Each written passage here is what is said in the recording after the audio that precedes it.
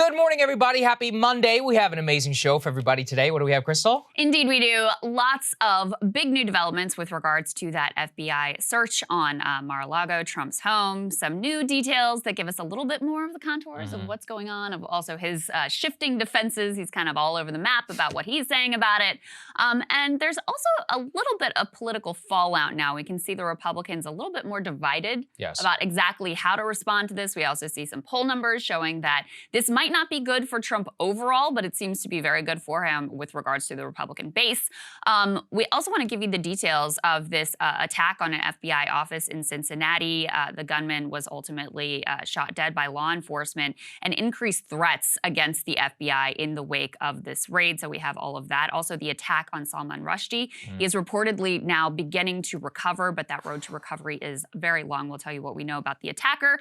And a story we haven't talked about for a minute, but we have some new details about exactly what happened in that horrific on-set tragedy with regards to Alec Baldwin, a new FBI report there. A lot of FBI in the show today. Yeah, so that's right. We'll tell you about that. We also have Alex Holder on. He is that documentarian who was subpoenaed by the January 6th committee, also subpoenaed down in the Georgia investigation of Trump. He had sort of, well, the film is called Unprecedented, and he really did have unprecedented access to Trump and to his family in the run-up to the election. I actually watched the whole thing last night, and it was really weird reliving the whole election because so much happened that there were just pieces I completely memory hold. I forgot how close it was to Election Day when Trump got COVID. Yes. It was in the hospital and on death's door right before I sort of forgot how close to Election Day. Oh, crazy. Yeah. Anyway. Reliving it is fun. Yes, indeed. Okay, so the very latest developments, as you guys know, we had this raid on Mar-a-Lago. FBI goes in, shocking development. And there immediately were a lot of calls for increased transparency from the DOJ. Hey, we want to see what you're doing. We want to see what you took from here. Merrick Garland gave a press conference and said, okay, I'm authorizing the unsealing because the president revealed the existence of this raid and some of the details. I'm going to go ahead and ask the court to unseal the search warrant and the inventory list of what was taken in that search. After some debate, I think internally, the Trump team agreed. They said, okay, we're okay with this. And so those documents became public. Here's some of what we learned there. Let's go ahead and put the Wall Street Journal up on the screen. They were among the first news outlets to actually get their hands on these documents. They recovered, the FBI, 11 sets of classified documents in the Trump search, according to that list of inventory. And I'm going to show you the inventory list in a minute. It doesn't go into a lot of specific detail, but it does give you some sort of high-level categories that give us a little bit of insight. And also on the search warrant, it indicates which criminal statutes they are actually, that this investigation has to do with. So here's a little bit of the detail from this Wall Street Journal report. They say FBI agents who searched former President Donald Trump's Mar-a-Lago home removed 11 sets of classified documents, including some marked as top secret and meant to be only available in special government facilities. That is according to that search warrant and inventory list. The FBI agents took around 20 boxes of items, binders of photos. Some of the details here are sort of amusing. A handwritten note in the executive grant of clemency for Roger Stone. Right. List of items removed from the property shows. Also included in the list was information about the president of France. There were some additional reporting about some of the specifics of the documents that were removed. I believe it was the Washington Post who had the bombshell report that some sort of nuclear information was included in the documents that they were at least searching for. New York Times reporting that it included special access programs. That is some of the most highly sensitive information that the government has. Let's go ahead and put the image of the inventory list up on the screen, just to give you a sense of the sort of high-level categories that they have on here. They list sort of like general categories of documents, but they don't get into like nuclear secrets or anything like that. They do indicate, though, that there is quite a bit of secret and top secret documents that were taken out of Mar-a-Lago, or at least they're marked secret and top secret. We'll get into some of the debate about classification, how all of that works, which we've been discussing on this show already. Next, let's put the New York Times up on the screen, which gets into some of the laws and criminal statutes that were listed in this search warrant. So there were 3 criminal statutes that were mentioned, one of which is the kind of most eye-catching in terms of its name, is a provision of the Espionage Act. It is criminalizes the unauthorized retention or disclosure of information related to national defense that could be used to harm the U.S. or aid a foreign adversary.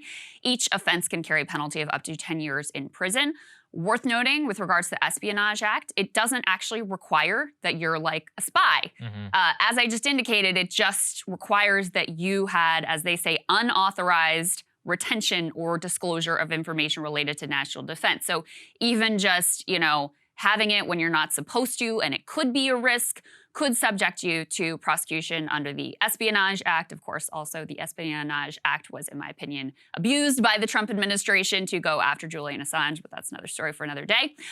They also have in here obstruction, which could be related to the fact that we now know the Trump administration had been in contact with the FBI and the DOJ and the National Archives. They've been asking for these documents. They'd even been issued a subpoena previously for these documents, claimed they'd sent it over, and clearly that wasn't the case. So that could be what's playing into the obstruction charge that's not charge, but criminal statute that's listed here. He's not been indicted. There haven't been any charges filed. The third law criminalizes, it's called Section 2071, criminalizes the theft or destruction of government documents. It makes it a crime punishable in part by up to 3 years in prison per offense for anyone with custody of any record or document from federal court or public office to willfully and unlawfully conceal, remove, mutilate, falsify, or destroy it. One thing that is of note that we can talk about more when we get into some of Trump's defenses is that none of these criminal statutes technically require the documents involved to be classified.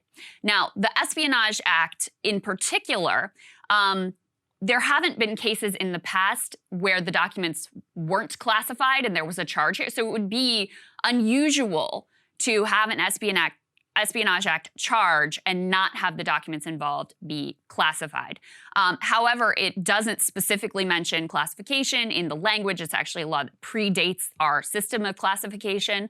And so if the classification markings are sort of considered an indicator that this could be a problem for our national defense, but not necessarily determinative. So that's the big picture. That's why I think it's actually probably worth stewing as much as possible on this, which is a lot of people looked at the actual inventory. There were 4 separate boxes, box 10A, 11A, 13A, and 14A, which were labeled as either miscellaneous secret documents, miscellaneous top secret documents, or miscellaneous confidential documents. So the reason that all of that qualification and classification matters is it refers to the various levels of classification. You both have like a normal level of classification, secret, top secret, then there's special compartmentalized information, which is very, very classified up into the quote unquote need to know basis. Obviously, the president is the ultimate classification authority. So previously, and we will get to some of Trump's defense, where he speaks about classification and how his ability as president of the United States to declassify supersedes anything, it just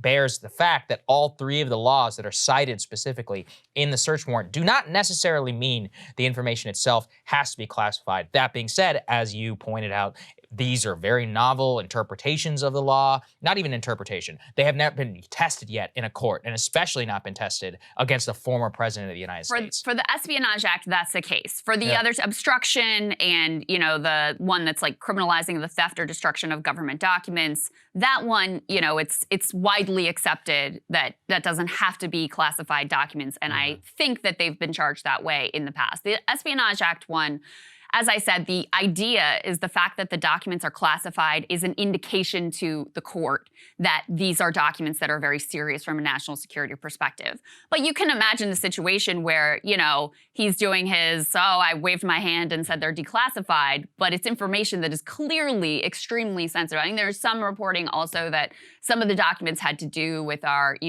human assets, like intelligence assets overseas. And when they talk about special access programs, this is the type of information that literally no one can sort of take with them. You have to go and view it inside of one of these government skiffs that are designed for viewing this sort of sensitive information. So That's what we know about, what was in the inventory list. That's what we know about what the criminal statutes are that they, were able to take to a federal judge and at least convince that judge that they had likelihood that they would find evidence of these crimes at Mar-a-Lago.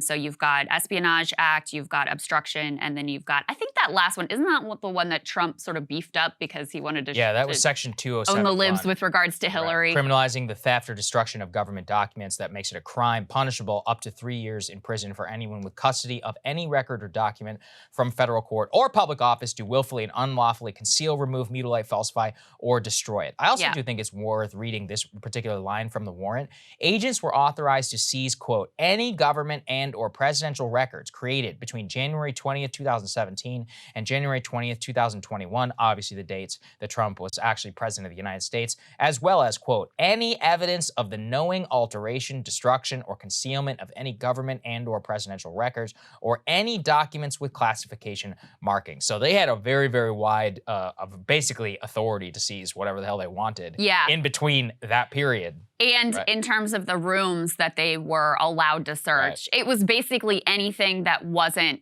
where the guests are staying in the sort of private club part of it, but any place where Trump might have been storing documents, his office, the basement in particular, they were authorized to go. And there was also reporting that's come out that they were actually, because they have closed circuit TV, they were able to watch the search. Yes. The Trump people from, I think he was in New Jersey at Bedminster at that time. So interesting little detail there.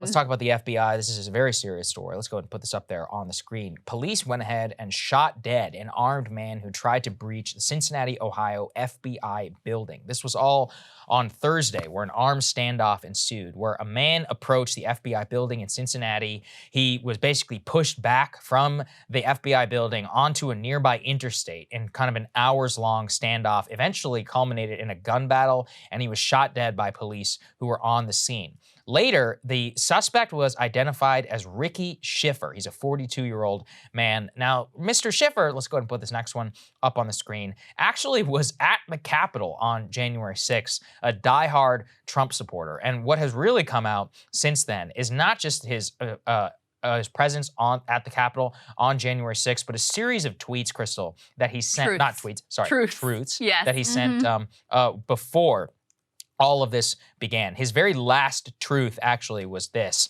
quote, well, I thought I had a way through bulletproof glass. I didn't. If you didn't hear from me, it's true. I tried attacking the FBI. It'll mean either I was taken off the internet, the FBI got me, or they sent the regular cops. Now, in previous truths, what he had said is, quote, it won't matter if we don't get violent. We see the courts are unfair and unconstitutional. All that is left is force. And he says, I'm having trouble getting information. He was citing, previous YouTubers and others talking about people who are gathering outside of Mar-a-Lago. So, I mean, clearly Mr. Schiffer was like a diehard kind of Trump supporter. He was absolutely all in and he thought he was fighting a war. Right. And this is where things get dicey. And I hope, we have a lot of people of varying political stripes who watch this show. And I would just say that there is nothing, regarding this situation which is worth you laying down your life. So please don't do that. And unfortunately, we have seen, let's put this up there on the screen, Ken Klippenstein talking about the FBI and DHS issuing joint intelligence bullets to their entire staff, warning of, quote, the potential for domestic violent extremists to carry out attacks in reaction to the FBI recent execution of a court-authorized search in Palm Beach. We've seen also some targeting of the actual FBI agents who were in charge of the raid itself, and just some other crazy stuff happening here in Washington. I want to be clear at the top. We have no idea who this guy was, who actually did what I'm about to tell you. But let's put this up there. Overnight, over the weekend, a man set his car on fire, drove into the barricade near the U.S. Capitol, very close to where our studio is here right now, started shooting indiscriminately, and ultimately shot and killed himself. So went ahead, drove his car into the barricade, shot indiscriminately, and ultimately killed himself. Was he a crazy person? Nobody knows. Ran himself into the barricade. Now, to be clear, it is not uncommon. We've had barricade incidents in the past. Yeah. We had some Nation of Islam people, like earlier this year and others. So it's not like it doesn't happen at least once or twice a year. But obviously the timing happening so close to what happened with the FBI, everybody's on very, very high alert. Yeah. I think that, I just, again, look, nothing is worth taking up arms and going to go shoot. At least, currently, probably won't be there ever in our lifetime. More what I'm saying is that tensions are high. There's a lot of irresponsible rhetoric. And actually, I want to call back to what you discussed in our earlier block, which is when Trump conveyed to the Department of Justice, he was like, hey, there's a lot of people who are very upset. How can I, quote unquote, bring down the heat? I think this may be what he was referring to, because also politically, what do we know? Which is that events like January 6th and more, I mean, it's not like it isn't ultimately used against many of the people for the cause that they were supposedly, trying to do. And it could ignite more of a police state. It only justifies more of a police state. Right. Like, ultimately, if your end is to reduce the police state, that is not the impact you are going to have here. Yeah, this guy reportedly showed up at the FBI office with a nail gun and an assault rifle.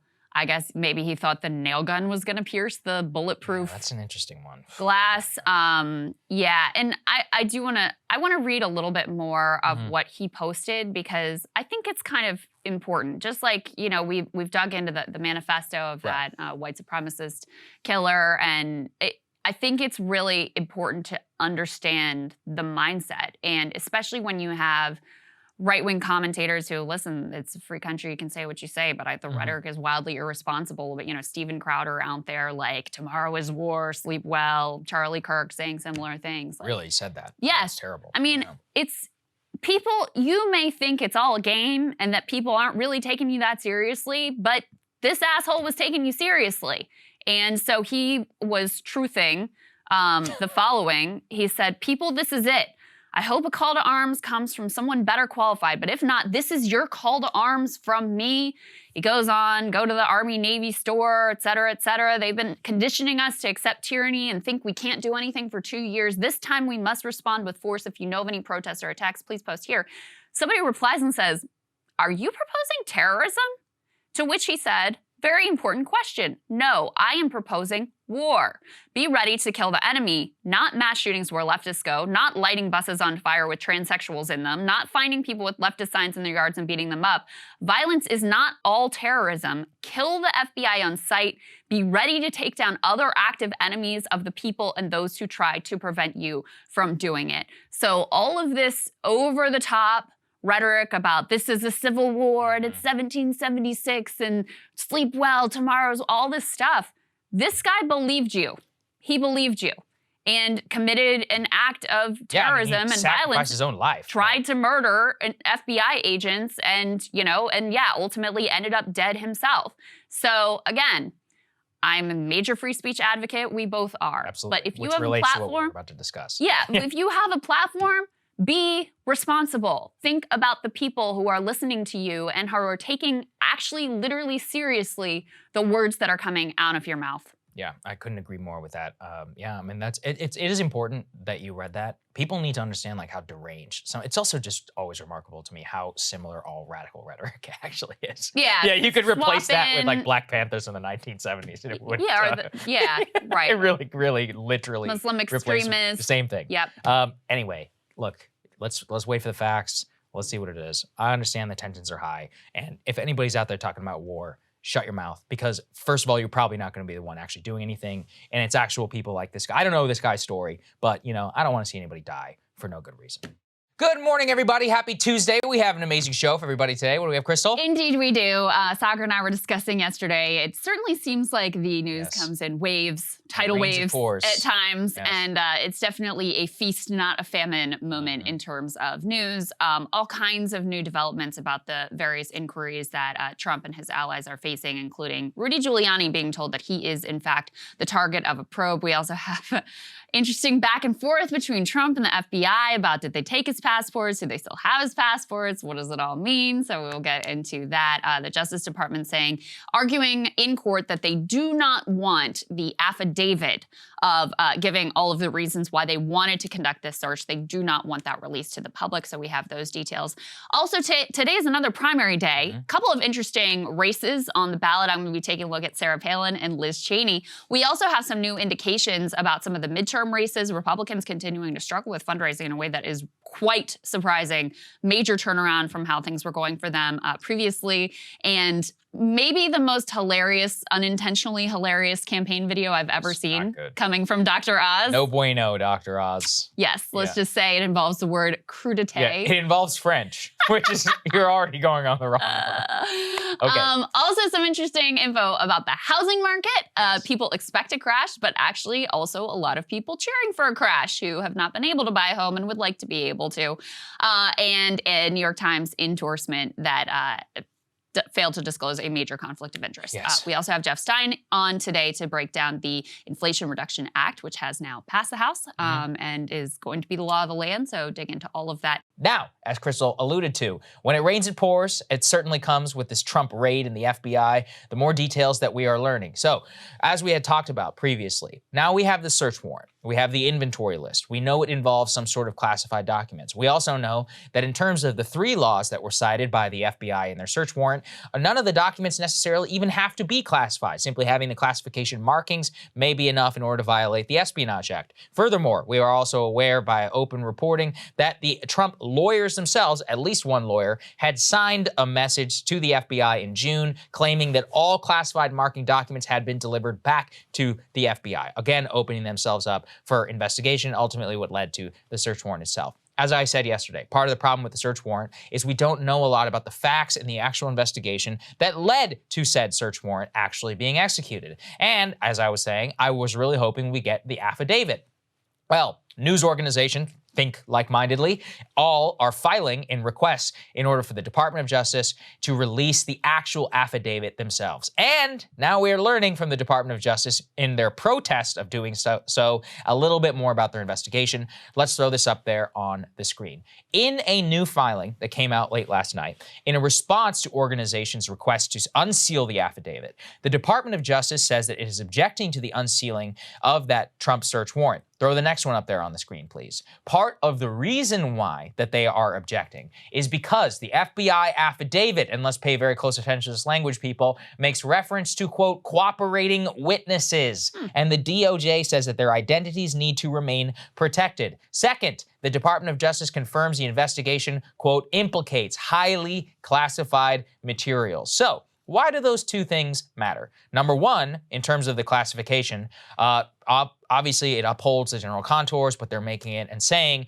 that it is in such highly sensitive documents that even describing themselves, as we saw in the FBI inventory, it just said highly classified documents, it didn't say anything, that it in and of itself, they say, would threaten national security. But really what I think it is that they said and confirmed that they have cooperating, well, they didn't confirm they have cooperating witnesses, but they said unsealing it would cause undue harm to any cooperating witnesses they may have. Gives a significant amount of credence to that theory that there is some sort of FBI mole, rat, whatever you want to describe it, in the operation. It could be a member of the Trump legal team. It could be a Secret Service agent. It could be any of the number of people who are around Donald Trump himself. And then finally, some language that they used in their objection to the unsealing, the third one, let's please put it up there, is that they said disclosure of the warrant affidavit would irreparably harm the government's ongoing criminal investigation, because there had been some speculation here, Krystal, on whether the search warrant was an end in and of itself to just seize the documents, not part of an ongoing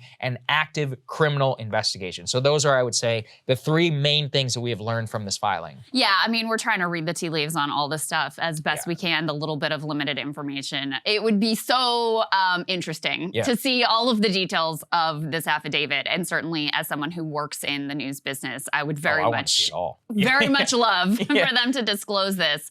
Ultimately, it's not surprising though, because, you know, I think there's 2 considerations. One is they don't want to compromise their investigation. They don't want Trump and his allies to know exactly how they were able to glean all of this information. They certainly don't want them to know who the rat or multiple rats, what's like is it a warren of rats? A den of rats? I don't know. It's a den of rats, I believe. Anyway, they don't want them to know the identities of those people. And you mentioned it could be someone on his legal team. I mean, the more I think about that, the more I wonder if that actually makes a lot of sense because, you know, if you think about it, they're trying to help him work with it through this issue with the National Archives. He's maybe potentially telling them like, yeah, of course, I handed over everything. And if they discover that that's not the case, they could find themselves in potential legal jeopardy. So you may have someone involved here who's trying to save their own ass by informing on Trump and giving the FBI the information that ultimately they put into this affidavit and helped to secure this search warrant. So those are the major revelations here. Now, it is theoretically possible that the judge could say, no, government, I don't agree. We're going to go ahead and unseal the affidavit. But that is highly, highly unlikely, especially with the government making the case that the affidavit should remain sealed. And as I said before, I'm not really sure that Trump would also want this to be unsealed because, you know, ultimately then you end up with a situation where he's sort of being tried in the court of public opinion. An affidavit is not the same as a trial. There are things in there that could turn out to, you know, not pan out. It may be more suggestive than based on, you know, concrete, here's what we know happened. So anyway, not clear to me that he would really be in favor of this being released either. Yeah, affidavits aren't like statements of fact. It's like the government's case against somebody in a court in order to justify a search warrant. So like you said, it would include no pushback from the Trump legal team. It would simply be the FBI agents. Their side of the story. Their entire side of the story. And actually, I have personally learned the hard way covering terrorism cases. I mean, think about it. If you read the Gretchen Whitmer just affidavit, you'd be like, oh my God, there's a horrific kidnapping plot going on. Then you're like, oh, hold on a second here. And by the way, we should cover that trial soon in terms of some of the stuff that's coming out, even more so about FBI behavior. But what's remarkable to me about this is just the admission, both on the criminal investigation side and on the cooperating witness. I think the fact that I think it was always expected that they would not release the affidavit, but by objecting to the affidavit and specifically saying why they don't want to release it, that tells us a little bit about what's happening. Also probably confirms, honestly, I mean, at this point, Krystal, we don't know how much more is going to come out about this investigation because this kind of is it, at least for the next couple of months, barring leaks, of course. I'm talking at a very official level. Probably. There was one other piece of reporting I saw come out yesterday from the Wall Street Journal that was in direct contradiction to, remember that original Newsweek report that basically said this whole search was basically kind of a freelance operation from the Miami FBI office, and they were kind of in a bubble and didn't realize this would be so politically explosive. Well, the latest information reporting from the Wall Street Journal says, no. They weighed this very carefully. Merrick Garland weighed this for weeks before he decided to go in and, you know, really considered the costs and the benefits and the extraordinary measure that this was. So, you know, take from that what you will, but the very latest indication, which I think is backed up by the fact that Merrick Garland did give that press conference saying, taking ownership and saying, no, I was the one who made this decision. I think it backs up, you know, that fact and really shows that they definitely thought long and hard before they went ahead and did this, whether you think it was ultimately the right call or not. Yeah, I think that's right. So anyway, lots of deliberation, a confirmation about a so-called cooperating witness, the criminal investigation piece, obviously. To be clear, we don't actually know who the target of that criminal investigation is, but anyway, take that. A little bit of a midterm update here for you. Interesting new details about some honestly quite surprising fundraising issues that the Republican Senate candidates are having in particular. Let's put this up on the screen. So they say the Senate GOP campaign arm slashes TV ad buys in 3 states in a sign that fundraising trouble is taking a serious toll. A key political committee cancels ad plans in Arizona, Pennsylvania, and Wisconsin. The National Republican Senatorial Committee, they have cut now more than $5 million in Pennsylvania, including their reservations in the Philly media market.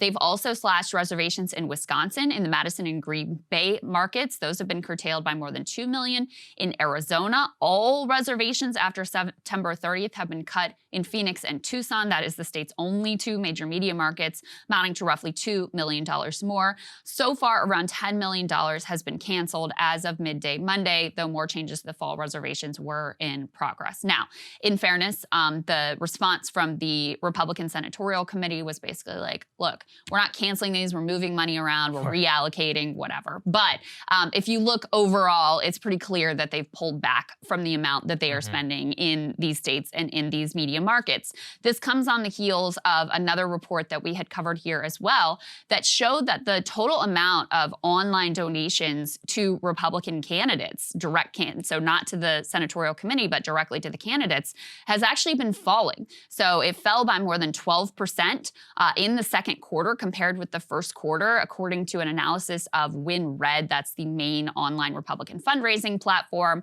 And that's very unusual. Usually as you get closer to an election, online donations go up and up and up. So the fact that in the second quarter they saw them fall off was quite significant. Republicans said, well, it's inflation, it's a bad economy, so of course our people are getting hit. However, Democratic contributions at the same time surged, and Democrats are living in the same country with the same economy. Their contributions on Act Blue jumped by more than 21%. So I suppose when you look at this entire picture, it seems pretty clear that they're having some fundraising struggles. And to tie it back, Saagar, to what we were talking about with Trump potentially announcing for president before the midterms, part of their issue is that he sucks up so much of the online fundraising. Right.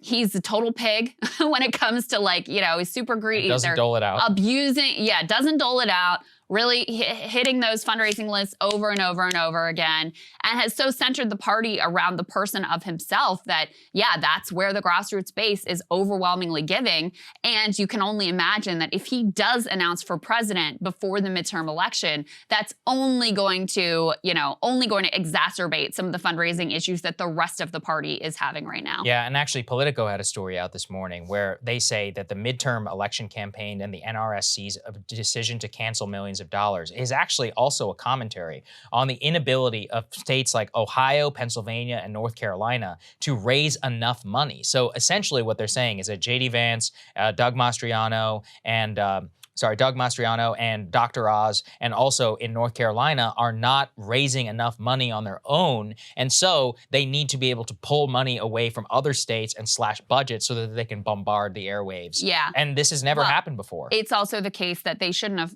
had to spend money in Ohio. Right. I mean, Ohio should have been a gimme. They shouldn't have had to worry about that state. They're having to worry about, they're having to pour more resources into a place like Georgia that also, frankly, in a year like this, should have been a gimme, even with an incumbent Democrat in place right now. So the fact that their candidates have dramatically underperformed, both in terms of their positioning with the electorate, but also in terms of their fundraising ability, has put them in a bit of a squeeze. I think also the fact that a number of these candidates have no electoral experience. So they haven't built out They haven't done fundraising before. And just like anything else, political fundraising is a skill. It takes time to learn. It really sucks having, being someone who dialed for dollars long ago. I can tell you it is no fun to do whatsoever. But it takes time to build out those specific political donor networks. And so if you have all of this slate of brand new candidates who have never done this before, there are other advantages to having outsiders who don't have a sort of electoral track record and that baggage. But one of the downsides of going with these sorts of candidates is they don't have established sort of networks and established abilities in fundraising. And I think that is a drag on them. That's a point Kyle Kondik made. And I think it's an excellent point. At the same time, the Democrats are awash in cash, a lot of cash in many of these specific states, and are hitting Republicans where it hurts. Really interesting story here. Let's put this up there, which is that in all of the battleground states, Democrats are going all in on abortion in terms of their messaging, as basically we predicted here on this show. And given the results of what happened in Kansas and in many of the special elections that we have now seen, it seems like a good choice. And you'll see there's 4 different screenshots from ads. In Arizona, blanketing the ad space. In Blake Masters, who had previously alluded to wanting a national ban on abortion. I think he's going to come to regret that one in terms of his messaging. Tudor Dixon, who is the so-called, moderate nominee, she has said previously she doesn't want any exceptions for rape or incest in an abortion law, and they're, of course, putting that and highlighting that. Doug Mastriano specifically saying in May, quote, "My body, my choice is ridiculous nonsense," and they're calling him, Doug Mastriano, "make all abortion illegal." And even in Alaska, saying Alaskans should have a right to choose. Alaska being probably a much more kind of libertarian type state. But really, it just shows you that across all of these states, all swings, all of them are immediately picking on abortion as their top issue that they're spending money. That apparently even with Michigan and Tudor-Dixon, they're not talking about election conspiracy, nothing. It's just all abortion. Georgia, they're doing the same thing. And Arizona and Arizona and Pennsylvania, I think are going to be the most significant. Given Arizona, of course, is a conservative state, but also went for Biden. But as I alluded to, are going to have a little bit more of a libertarian ethos. Pennsylvania also, a true actual swing. And that is where a place like that to say actually no exceptions whatsoever, that's just, look, no matter how you feel, in terms of public opinion, that does not track with public opinion. Yeah, so that is it's an issue. Extremely fringe view. Yeah, and the case that they're making, the sort of like broader portrait they're trying to paint is like, look, guys, you might not be thrilled with the Biden administration and how the economy is going right now, but these people are crazy. Like, they are out there, they are way too extreme, they are sort of ideologues and zealots, and so abortion is the entree to making that larger case that, these candidates are way too out of the mainstream for you to ultimately elect. Just to give you some of the numbers on this, because I do think it's really interesting, Democrats have spent nearly 8 times as much as Republicans on ads talking about abortion. Oh. $31.9 million just this far spent on abortion ads compared with $4.2 million on the Republican side. And in the closest Senate and governor's contest, Republicans have spent virtually nothing countering the Democrats' offensive. Now, I've seen Democrats make this mistake in the past where they're getting hit on an issue that they're taking on water. I think CRT is a good example of that. And they just try to let's not talk about it.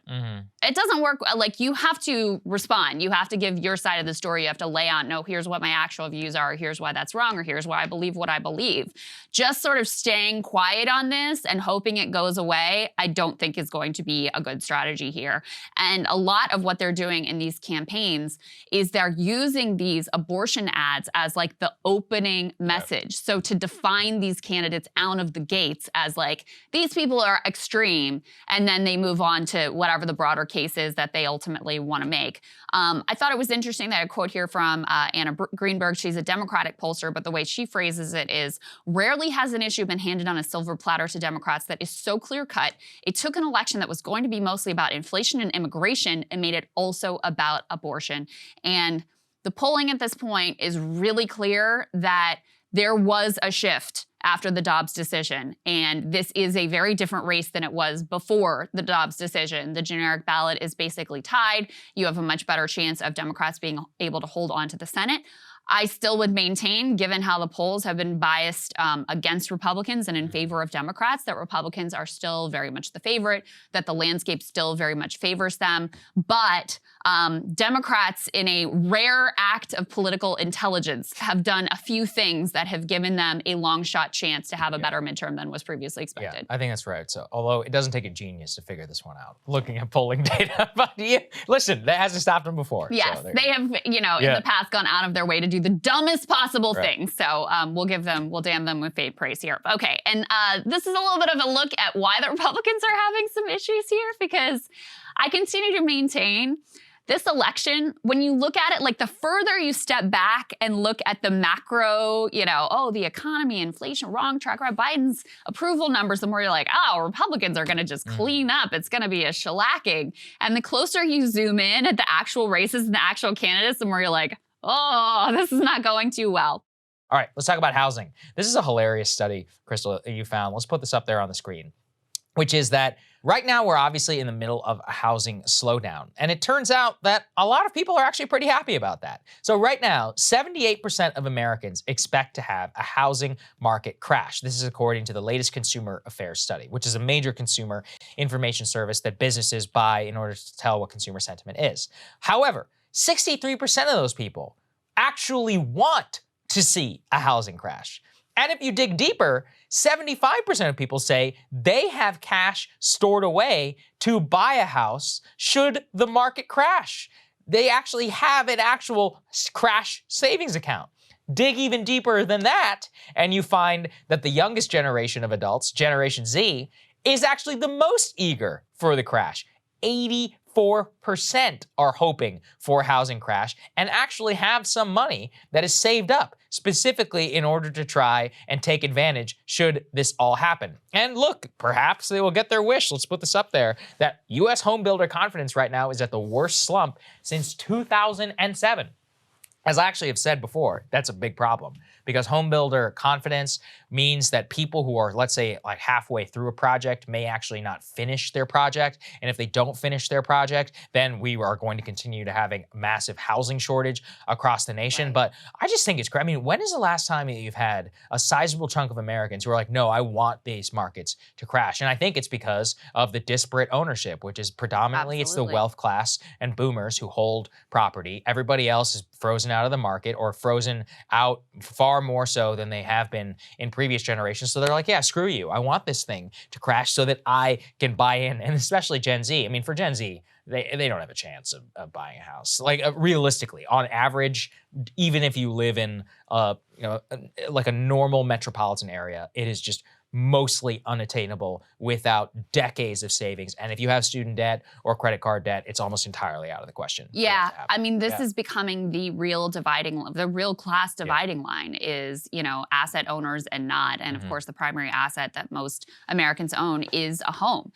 If you aren't able to get your foot in that, door of home ownership, it becomes very difficult for you to sort of establish that, a base of some sort of net wealth, a base of financial middle class or working class stability. And so I have been wondering, as we've been covering the housing market a lot here, as you guys know, I've actually been wondering about these numbers of like how many people are listening to this and hoping that the housing prices and the market crashes, because then that gives them some hope and possibility that they will be able to, at some point in their life, also buy a home and have the stability that can come with that.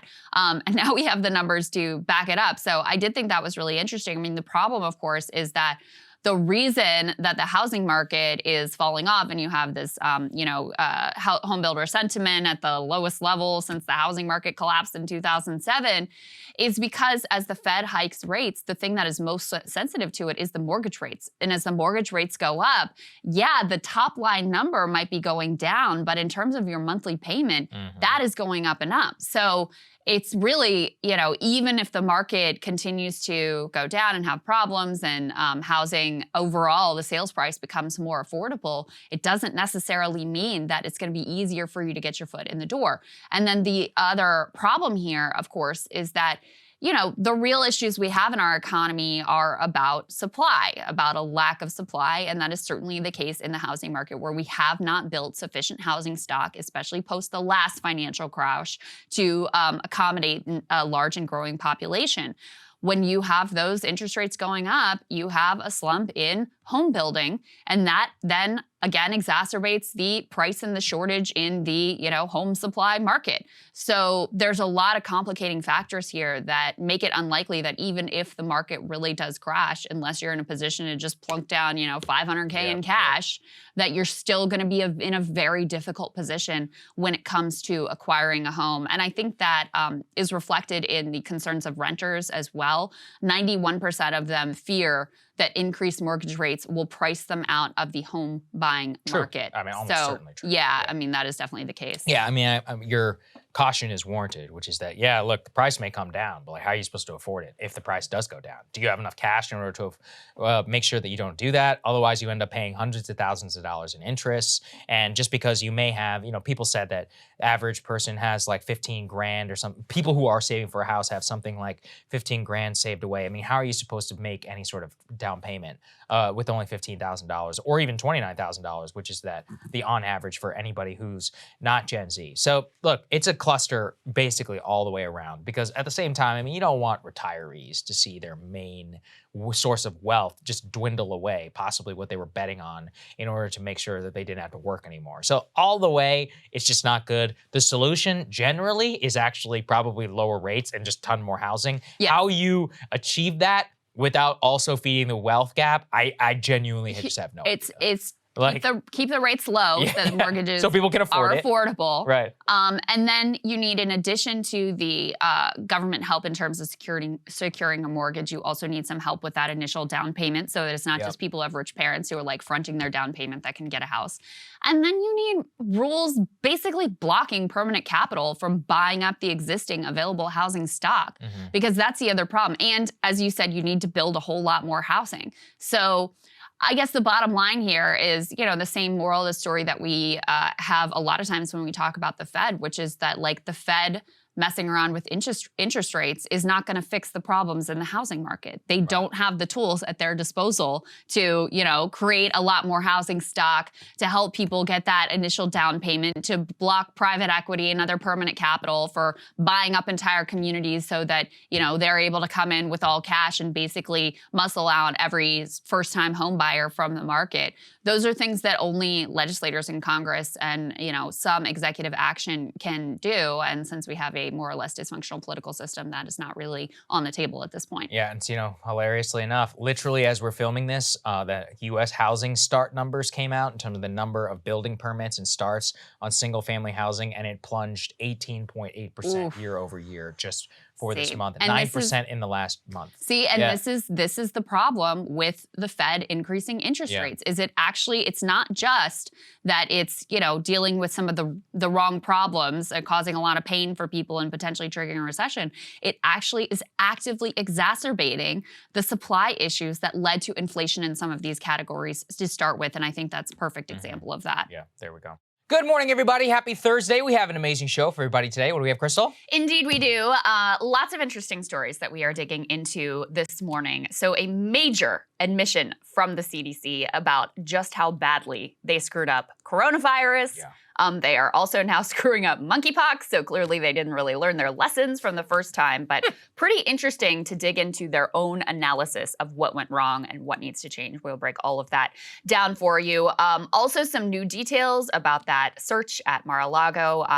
Some reporting indicating that this has to do with Russiagate documents. It always does, doesn't it? Always comes back to Russiagate in the end, doesn't it? All things stem from there. So we'll talk to you about that reporting and everything that's going on there. Also, as we brought you yesterday, Liz Cheney was in fact defeated, really in quite a landslide in her state there of Wyoming. She is now floating a presidential run. And of course, we had many cringe takes from the media that we have to bring you as well. So some updates for you there. Also, Jared Kushner has a new book coming out. I know you guys are all very excited.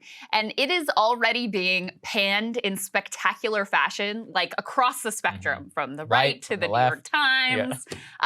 So it's we've got some details for you there as well. And Rachel Maddow's replacement, Alex Wagner, launched her show, official debut, had some teleprompter problems there at the front. And we have some updates for you in terms of the ratings. Also very excited, bringing back a little panel action today. Ryan Grimm and Emily Jashinsky are going to join us remotely to break down some of the latest polls in the midterms, and we'll get a check from them on everything that they are looking at and thinking about. Before we jump into the show, live show. Live show. Tickets on sale September 16th. I feel like I'm going to go mad selling these tickets. All right. Center Stage Theater, Atlanta, 16th of September, 7:30 p.m. Standard Time. We will be there on Friday. It's going to be a fun time. Everybody can come out. We'll have a great time. We'll have a great show for everybody. Go ahead and buy your tickets. Less than a month out. We are already planning travel, and we're finalizing some of the plans there for the show. So go ahead and buy those tickets. For the premium members, as we had discussed, we are going to be sending out those two things. Also, I'm aware of the fact that our email delivery system is not working as well as originally promised. We're working on that. Tell us today if it doesn't come faster. We're piloting a few different programs, and we're going to figure it out. Always paying attention to you guys. But let's go ahead and start with the show, and let's throw this up there on the screen from the CDC. So you guys might have seen that the CDC reversed direction, but I actually think in the context of what was announced yesterday, we are seeing a monumental self-assessment happening at our nation's major public health agency, which is that the director of the CDC, Rochelle Walensky, saying that the botched pandemic response is calling for a full-scale reorganization. Now, personally, I don't think that even goes far enough, but the fact that the public health authorities, some 26 months or so into the pandemic, are basically admitting that they dramatically screwed up both performance, messaging, so many different basic elements from the beginning all the way really up until today is remarkable. And they led an internal or a reorganization and assessment panel, Krystal, which was actually chaired by some people at the Department of Health and the CDC, with interviews of over 120 people inside and outside of the agency. And it is remarkable what even these people, like the government is the most immune thing to self-criticism and self-assessment. Even they're like, yeah, we screwed this one up pretty bad. And they're like, it's time for a major change to this agency. Some of the things that they point to is that they're gonna have to undo many of their bureaucratic biases. But their second, and I think the most important, is they said we need to have very clear messaging.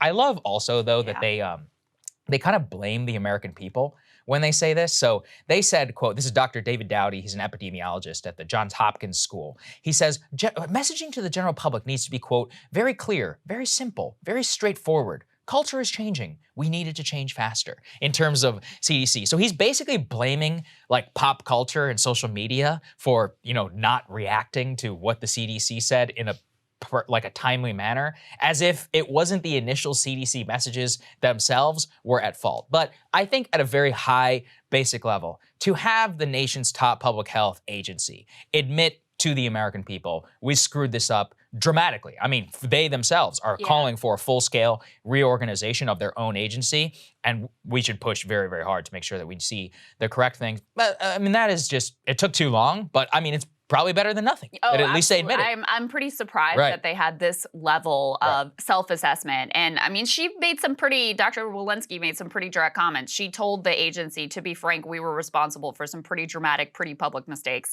from testing to data to communications. And we're gonna go through a little reminder trip down memory lane what some of those were. But I think in the early days of the pandemic, they actually escaped a lot of scrutiny because Trump was screwing up so badly. And so there was a sense of like, oh my God, if we just had like a different guy in charge, then our public health agencies would be able to do what they do and what they're expert at. But as time wore on, it became clear that those bureaucracies were also completely failing, and in some really basic and very, very significant ways that threw off our response from the jump and also really diminished public trust. And that was as big of a problem as anything as we then moved into the vaccine phase and you had a large population say, we're just not really sure that your guidance is accurate after the things that we heard before. So the fact that they're acknowledging it, she speaks directly to unclear communication. She speaks to the fact that they at times would have data that would be useful for making decisions on things like booster shots that they were reluctant to release to the public. And the reason that they were reluctant to put it out there sooner was because the promotion system within the CDC was based much more on like how many academic papers you had published than on really protecting the public and doing your job in terms of a public health official. So the incentives were all screwed up. So people wanted to hold on to the data until they got their little paper published so that they could get, a gold star for that, rather than really having as their number one priority getting critical information out to the public. And that's one of the things that she spoke to the most was that the orientation of the agency was more about sort of like academia and research, and that was how you were promoted, than it was directed at being super responsive, being super fast, and serving the public. But, I think one of the things that we're going to talk about monkeypox in a little bit, but one of the biggest failures was on communications. I mean, Dr. Walensky herself was criticized for her communication style, and I think had to bring in a public speaking coach and a media which training. The government paid for. Right. So, this reflects on her as well. But the fact that you had public health officials and continue to have public health officials who are uncomfortable just telling the public the truth because they're worried that the public can't handle the truth. That is a massive, massive issue. It's not your job to be managing the emotions and psychoanalyzing the American public. You have to trust that people can handle the unvarnished facts about what is going on, what the risk factors are, what the risk vectors are, and how you should respond. You have to trust the public to be able to handle the basic facts. Otherwise, you're going to end up with exactly the muddle that we had in coronavirus and that we also are seeing with monkeypox. Yeah, and we put together a list. And so, look, I know everybody's got their own pet peeves, but what we wanted to try and focus on was the very, very early failures, pre-vaccine. And the ones that are like totally indisputable. Right. Indisputable, like beyond even the vaccination policy. I think first and foremost was we should all remember the very, very early days of the pandemic, whenever the coronavirus was ripping through China, Europe was having lockdowns, Italy, January of 2020. There was a lot of questions. It was like, what the hell is going on here? And one of the major ones on COVID was, does this spread via surfaces, via particles, aka leading to the whole wash your hands discussion, or is this an airborne transmitted virus? Now, the real questions surrounded that, and we will also remember that the Chinese lied to the WHO. Famous tweet, January of 2020, WHO says China data shows that this is not an airborne transmissible virus. I mean, who knows how many deaths that led to in the early days, and actually misguided public health messaging. We should remember, it took until May of 2021, mid-vaccination campaign, let's throw this up there on the screen, for the CDC to finally acknowledge airborne transmission. It took them a year and a half almost in order for them to actually update their official guidance. And the reason that I chose this one to start is that shows us, Krystal, a 16-month backlog as to when the data is clear as day, everybody knows it, to a final official guidance revisory. And imagine the level of bureaucratic mishap and more to acknowledge the most basic fact and truth about a virus, and then to have it be known to the general public, to be known to the medical community for hundreds of thousands of people, not only in this country, millions across the world, to be dead, for them to finally update their guidance. That was number one. That was one of the initial screw-ups. Yeah. Number two was the masks. I mean, this one we could beat to death, forever. Let's put this. Probably this one to death, frankly. Probably. But let's throw this up there, right? This is the timeline from the LA Times on mask guidance. We should remember the U.S. Surgeon General at the very beginning of the pandemic in February of 2020 urged the U.S. public in all caps, quote, "Stop buying masks." This was up until May. So 2 months, actually really almost 3, of initial spread across this nation of coronavirus. You had the CDC and public health authorities all the way up to the top of the White House basically saying masks do not work. He said specifically, quote, "Masks are not effective in preventing general public from catching coronavirus if healthcare providers can't get them to care for sick patients. It puts them and our community at risk." So hold on a second. If it's not effective at stopping, but then why do healthcare providers need them? Well, we later find out through an admission from Dr. Anthony Fauci, the reason why that this message was concocted was basically to stop Americans from buying masks and in order to keep the stock for public health. Here's what I've always said this, which is that if they had just been honest with the American people and been like, listen, we have a shortage. Please don't buy them. We need the N95s for our hospitals. I think people would have stood by that. And I actually always point to myself. When that happened, I was like, yeah, I don't believe you. And I bought a bunch of N95s on Amazon. If somebody had told me, don't buy an N95 because healthcare, I absolutely wouldn't have purchased it. Yeah. But it was more out of distrust. I was like, I think this is bullshit. Well, I mean, it didn't make sense. I remember us talking about it at the time. We're like, so why is it helpful in a public health setting, but it's not helpful in general? Yes. Like, this just really doesn't add up. And then I think why this one and why we do harp on this one so much is because it really demonstrates this problem of, rather than just doing their job and saying, here are the facts, here are the science, here's the risks, here's the studies that back it up, they tried to massage the emotions of the American public, tried to engineer the outcomes that they wanted, and were fearful that the public could not deal with the actual facts as they exist. And so, they have they actually admitted that this is what they were doing, that they were lying to you because they were worried you would go out and hog up all the masks, and then frontline healthcare workers who were in dire need of masks and who, were screwed over by our supply chain issues and the fact this stuff all came from China, that they would have what they need. So this is, to me, such a perfect crystallization of what they have continued to fail on. And even then, once we got the acknowledgement, okay, yeah, masks do work, and then we go in the other direction of, okay, you got to have masks everywhere, inside, outside. Even if sometimes they don't work. Schools, et cetera. Then there was a reluctance to acknowledge that certain masks are kind of useless and certain masks are better. I mean, there was always just a reluctance to be straight with the American people when there was a concern that it might lead to giving, skeptics a talking point, or it might lead to some outcome that the public health officials were fearful about. I understand it's a natural, I guess, human instinct to try to micromanage these things, but ultimately, that ain't your job. If society has a problem as a result of the accurate guidance that you give, we have to deal with that downstream.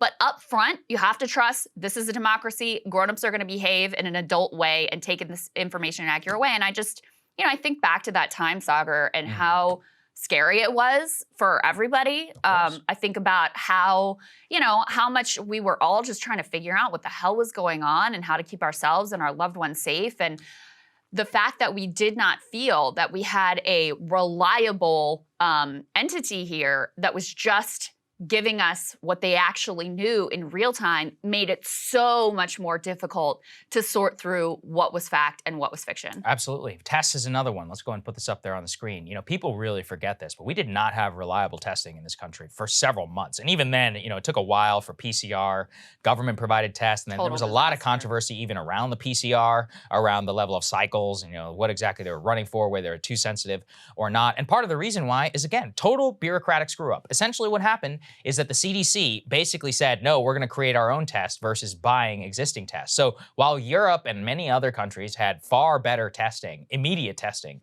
that was available to their general public and was able to lead to, more quarantines of the right people instead of having to quarantine or ask population-wide concerns, we didn't have that for several months. And that led to what? People just risked it. People basically didn't trust it anymore. Eventually led to the fact that at one point there was US companies making rapid tests for Europe, not for America. I harped on that so much at the time because it just shows you the bureaucratic nightmare of the FDA and the CDC not using their emergency authority in order to push these things through. So look, those are three egregious ones that we pointed to. And I know there are so many more. Lockdowns, the initial vax campaign.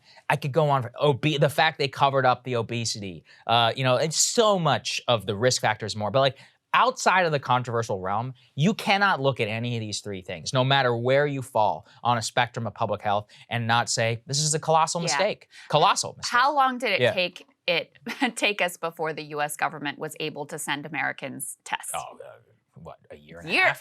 I mean, it didn't happen until under the Biden administration. I mean, it was forever. South Korea, which reported their first test within a day of us, a week later gave permission for their commercial labs to develop tests. Within 2 weeks, they were shipping thousands of test kits daily. And by mid-March, they were testing at a per capita rate 40 times higher than the US. And by the way, South Korea, I think, has been lauded for their early coronavirus response, much more effective than ours. But there were countries around the world, and not just developed nations. There were other poorer countries that were able to develop tests and get their tests to their population far faster than we were able to do. And of all the screw-ups, that may have been the most critical, because that meant in those early days, we were flying blind. We had no idea how far it had spread, where it was, where the hot spots were. People were getting sick at that time, and they had no idea whether they had it or not, which of course, was terrifying for them and also resulted in additional sickness and death. So this was one of the most sort of critical screw-ups at the very beginning. So listen, bottom line, good that they're doing this assessment now. This came from, an external group that came in and looked at what happened and tried to do an independent evaluation. Good that they're having some unvarnished talk about what needs to happen here and planning on a big reorganization and a big shakeup and moving it from this sort of laid back academic setting to more of a urgent, we got to get this done, and it's in the interest of the public health, and that's what we're focused on, posture. Now we got to see if they're actually able to pull it off. Unfortunately, we already know that's not the case with monkeypox. We're about to talk about that. And, even the leading from behind strategy continues. Let's put this up there, which is that you guys might have noticed, which is exactly a week ago.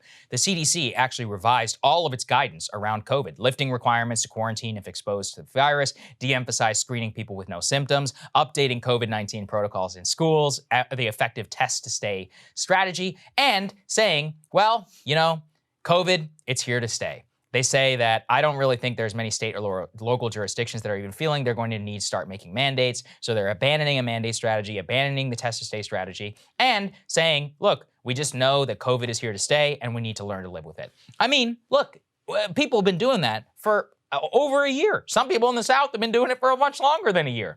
And they just come out, well, the entire American people, this is why this is very bad, which is that states and localities had to make individual decisions based upon unclear data and popular guidance before, months before, some cases years before, the CDC was like, yeah, this is reality now. You should have it the opposite. The CDC, I think I use this example on steak. The CDC is like, yeah, you should cook a steak well done. And people are like, okay, thank you. I'm just not going to do that. And it's like, yeah, listen, thank you for telling me they that. They have all kinds of guidance like that. Yeah. It's like runny eggs. By the way, runny eggs are disgusting, in my opinion. Now, some people like it. Apparently, they even order them that way. I think it's gross. You like the yolk all completely hardened? 100%. That is nasty, cooked to Saagar. it, almost burned on the disgusting. pan. I want to stick into the pan when I'm scraping it off. Look, I'm a weird guy. It is what it is. But more what I'm saying is, I'm actually following CDC guidance in that, but I don't go after what it's like eggs Benedict, right? Where you get the yolk. Delicious. Anyway, but that's why every time you eat eggs Benedict, you are violating CDC guidance. Whatever. What is gross though is when the whites of the egg aren't cooked. Now that is nasty. But a runny yolk, that's life. My point is, they tell you not to do it. People say, I'm just gonna do it. There's actually a lot of guidance for like pregnant ladies that also is really outdated, and like nobody in other countries are like, what? You can't eat like certain types of cheese? What are you talking about? Oh, really? I didn't know about that. Oh, it's like soft cheeses. You're supposed to avoid deli meat. I mean, listen, there are like outside chances that this could be a problem for you. But I just want you guys to know I had 3 kids and I had all sorts of cheese and deli meat during the time, and it all worked out okay. More is my point is, give the guidance. People can live their lives. It should be directional in the way that we see what it is. Okay, we understand that, and then we can live from there. Instead, people had to start living in all these disparate ways across the country. Some places have mask mandates, some places don't have mask mandates, more based upon, frankly, the paranoia of their population than the actual science. And then the scientists take months in order to catch up with the general public. It's just a complete and total failure. So I think this is a perfect way to end that CDC story, acknowledging the failure, but at the same time, continuing the bureaucratic failure. We have one last little update we wanted to bring to you here, which is, as we have been talking about, Rachel Maddow no longer hosting a regular nightly show, which is a really, and how do you feel about her, end of an era in terms of cable news. I really, maintain there are basically 2 figures in cable news that have true loyal audiences. That would be Tucker Carlson and Rachel Maddow. They're in some ways, 2 sides of the same coin. She even spoke very favorably of him. He gave her a start. Recent interview. So, I mean, it is very interesting. So she stepped down, and she's the only person at MSNBC that can really drive ratings. They put in her place Alex Wagner, who, interesting, I mean, she was there when I was there. She was fired when I was fired, and like a massive, they let go a bunch of people at that time. But Alex is very sort of well connected, and she went on to do Showtime Circus. She was over at, I don't know, CBS or something like that as well. Manages to get brought back in as a guest host, and then kind of out of nowhere, they hand her this most coveted slot in the entire lineup. So she launched her show this week, and they had a little bit of technical difficulties at the very beginning. Let's take a look at that. So with that, let's get started. Tonight, the FBI warrant used to search Mar-a-Lago is unsealed. The 3 potential crimes laid out in that document. We'll dive into what it means and what could happen with one of the Wall Street Journal reporters who was first to report on the contents of that warrant. Then we'll talk with we're going to go right. We are actually going to go right to the top story tonight. So I would make fun, I've been there. but I've been there. It sucks. That's also why we don't do the show live, specifically for that reason. So that's really hard. But yeah, I mean, I guess you would think that they would probably do a better job. They would have the teleprompter up and running. You would think that these places are like well-oiled machines. Right. MSNBC is not a well-oiled machine, I can assure you. Wouldn't you think, though, for your very first show, and for the top-rated program, that you would have everything like ready to go? Locked and loaded. Teleprompter locked and loaded. And I mean, also, look, I don't want to criticize it too much, but it's also one of those things where you kind of do have to roll with it. We've had our teleprompter breakdown, several times on Rising. And if it's if it's a monologue, that's different. You can't really go with it. But there's a certain level of ad lib. I've seen it happen before, live in studio at Fox and others when the teleprompter goes down. People are actually pretty good. I mean, part of the reason they'll just start reading off of their computer or, try and ad lib, throw to something. Some anchors will always keep their scripts in front of them. Yeah. So that and they're like actually flipping through their script as the teleprompter is rolling, just in case the teleprompter breaks down, that they have it there for them. That always seemed like too much trouble for me. Yeah, I just figured I just live on the edge and see what happens. I'm the same. Right. But yeah, I mean, listen, I have been there. It is not an easy thing to manage, I'm sure, especially when it's your first night and you're probably a little nervous and jittery about how it's all going to go.